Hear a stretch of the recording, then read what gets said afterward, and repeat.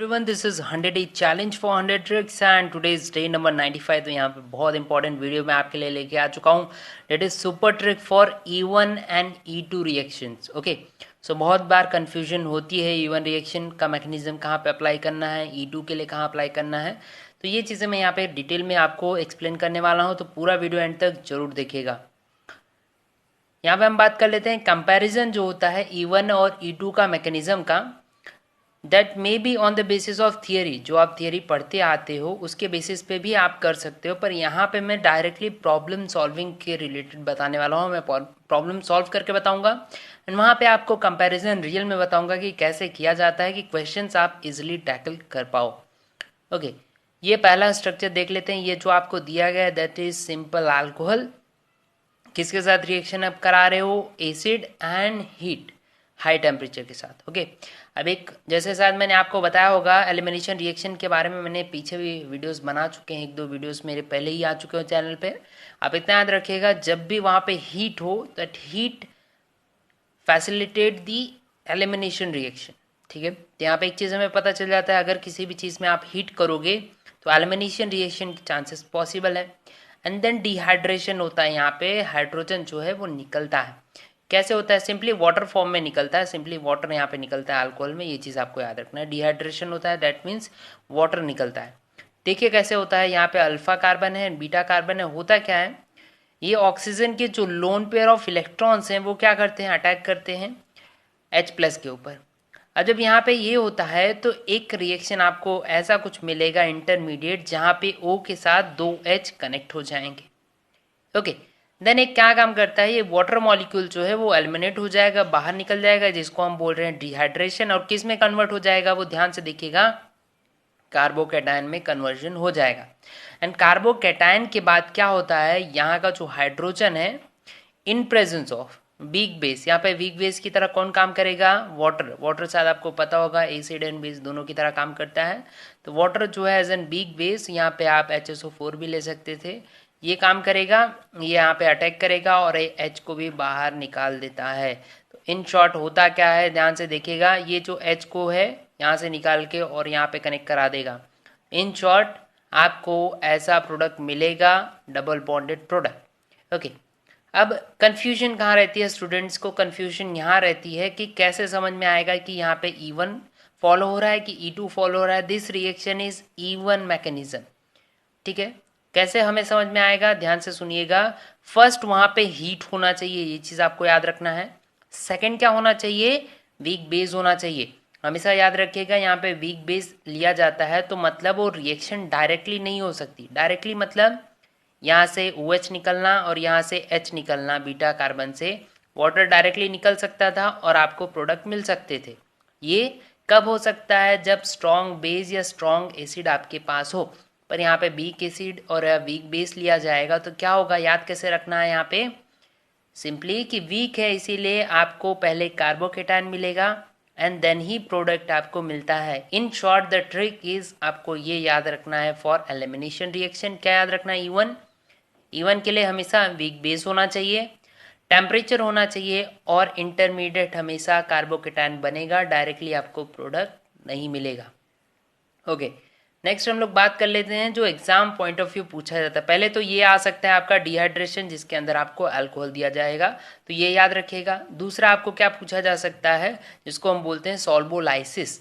ठीक है, ये भी कैसे होता है, देखिए इथेनॉल हमने लिया है, इथेनॉल के साथ टेम्परेचर लिया गया है। क्या होता है यहाँ पे, जैसे टेम्परेचर इंक्रीज हुआ दैट फैसिलिटेट क्या होगा, एलिमिनेशन रिएक्शन होने वाला है, ये चीज़ आपको पता चल जाएगा।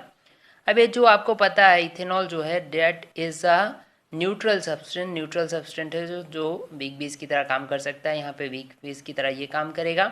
जैसे कि हमने क्या देखा, आपने क्या सीखा, हमने यहाँ से OH निकलेगा और यहाँ से तो हमने OH निकाल लिया, कार्बोकेटायन आपका मिल गया। यहाँ से H जो है यहाँ पे ये अटैक करेगा आपका, जिसको हम बोल रहे हैं C2H5, that is C2H5OH। Ethanol जो है अटैक करेगा इस कार्बन हाइड्रोजन पे और ये हाइड्रोजन यहाँ ट्रांसफर होकर आ जाएगा। एट लास्ट आपको प्रोडक्ट सिंपली जो हमें मिल रहा था वही मिलेगा। पर याद क्या रखना है, यहाँ पे क्या हो रहा है, आपको कार्बोकेटायन मिल रहा है, टेम्परेचर आप दे रहे हो और वीक बेस ले रहे हो। दैट इज दी मैकेनिज्म जो आपके दिमाग में रखनी है फॉर E1 रिएक्शन। ओके, यहाँ पे एक और देख लेते हैं एग्जाम्पल, शायद आपको जल्दी समझ में आएगा। देखिए हमने क्या किया, यहाँ HCl के साथ कन्वर्ट किया है, हमने इथेनॉल ले लिया है, टेम्परेचर ही करा रहे हो आप, क्या होगा बिग बेस की तरह, जैसे कि मैंने आपको सिखाया, क्या होगा यहाँ से हाइड्रोजन रिमूव आउट होगा। सिंपली क्या होता है, ये CH3 जो है यहाँ का, ये CH3 इसका अटैक करता है, जब इस पर अटैक करेगा तो chlorine as an good leaving group यहाँ से बाहर निकलेगा, और सिंपली क्या आपको मिल जाएगा, यहाँ पे पॉजिटिव चार्ज मिल जाएगा। जब ये पॉजिटिव चार्ज मिल जाता है तो क्या करता है, यहाँ का हाइड्रोजन इसके ऊपर अटैक करके और आपको सिंपली इस तरह बनाता है। मतलब याद रखिएगा, सिंपली याद रखिए, मैक्सिमम अल्फा कार्बन बनना चाहिए। यहाँ पे मैं क्या बोलना चाह रहा हूँ, प्लीज़ ध्यान से सुनने की ट्राई कीजिए। आपके दिमाग में ये आ सकता है कि यहाँ पे हमने पॉजिटिव तो बना दिया, फिर हम यहाँ ट्रांसफ़र क्यों कर रहे हैं कार्बोकेटायन को, क्योंकि हमें अल्फा कार्बन जो है जिसके साथ वो कनेक्टेड था उस पर हाइड्रोजन ज़्यादा चाहिए होती है, वहीं से एलिमिनेशन हाइड्रोजन का किया जाता है हमेशा। तो यहाँ से हाइड्रोजन हमने एलिमिनेट कर दिया और आपको एज एन प्रोडक्ट मिल जाएगा। Third is pinacol reaction. आपको नहीं समझ में आया, बस याद रखिए, जो एग्जाम में पूछे जाते हैं 3 टाइप के ही हो सकते हैं E1 से रिलेटेड, जहाँ तक मैंने एनालाइज किया है। पहला क्या आ सकता है, डिहाइड्रेशन रिएक्शन, जिसमें E1 काम करता है, जो मैंने अभी आपको समझा दिया पूरा। दूसरा क्या हो सकता है, सॉल्वोलाइसिस, जिससे पूछे जाते हैं। And the third one is pinacol rearrangement, शायद आपने सीखा होगा एग्जाम्स पॉइंट ऑफ व्यू, यहाँ पे भी ये काम आता है। तो that was all about this E1 reaction. कहाँ क्या क्या हमने सीखा, कार्बोकेटायन बनेगा, वीक बेस होना चाहिए और टेम्परेचर होना चाहिए फॉर द रिएक्शन। अब बात करते हैं E2 रिएक्शन। E2 रिएक्शन जैसे कि हमने बात किया, कार्बोकेटायन नहीं बनेगा, डायरेक्टली आपको अल्फा एंड बीटा से प्रोडक्ट्स निकलते हुए दिखेंगे और प्रोडक्ट आपको मिल जाएगा। इसको हम बोलते हैं डिहाइड्रो हैलोजिनेशन रिएक्शन। कैसे बोला जाएगा, डी मतलब निकालना, hydro and halogen that is H और Cl एक साथ यहाँ पे रिमूव होगा। देखिए ये हमारा अल्फा कार्बन है, ये हमारा बीटा कार्बन है, बीटा से हाइड्रोजन रिमूव होगा, यहाँ से Cl रिमूव होगा, डायरेक्टली रिमूव किया आपने और यहाँ पे डबल बॉन्ड डाल दिया। तो इसको हम बोलते हैं E2 रिएक्शन। पहचानोगे कैसे, कन्फ्यूजन रहती है स्टूडेंट्स के दिमाग में, पहचानेंगे कैसे हमें कि कैसे डायरेक्टली निकल गया, उसमें भी तो आप यही प्रोडक्ट बना रहे थे, ये भी कन्फ्यूजन हो सकती है। ये देखना है आपको, वीक बेस लिया गया है, स्ट्रॉन्ग एसिड लिया गया है, क्या लिया गया है वो देखना है। तो यहाँ पे आपको दिखेगा KOH is an strong base. Strong base आया, अल्कोहलिक याद रखिएगा, अल्कोहलिक कभी भी कुछ भी आएगा, यहाँ पे अल्कोहलिक KOH लिया गया है तो याद रखिएगा एलिमिनेशन फैसिलिटेट होगा।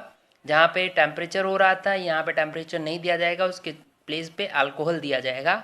बट याद रखिएगा it's an strong base, strong base के प्रेजेंस में डायरेक्टली आपको रिमूव होते हुए मिलेगा, इंटरमीडिएट नहीं मिलता है। ठीक है, और क्या क्या पूछ सकते हैं, जैसे कि हमने वहाँ पे सीखा, तो आपको यहाँ पे दिए देते हैं NaNH2 भी दे सकते हैं, या आपको दे सकते हैं इथेनोएट आयन और इथेनॉल दिया जा सकता है। तो ये 3 आप याद रखिएगा, ये 3 अगर आपको कहीं पे भी दिखता है दैट मीन्स वो क्या करेंगे, आपको E2 रिएक्शन देंगे। ठीक है, और अगर यहाँ पे ये 3 दिखते हैं, जैसे सिंपली याद रखिएगा बिग बेस, टेम्परेचर और कार्बोकेटायन फॉर्मेशन हो रहा है, जैसे कि हमने पढ़ा dehydration, the next one is solvolysis और पीनाकॉल रीअरेंजमेंट। ये 3 थे E1 के एग्जाम्पल।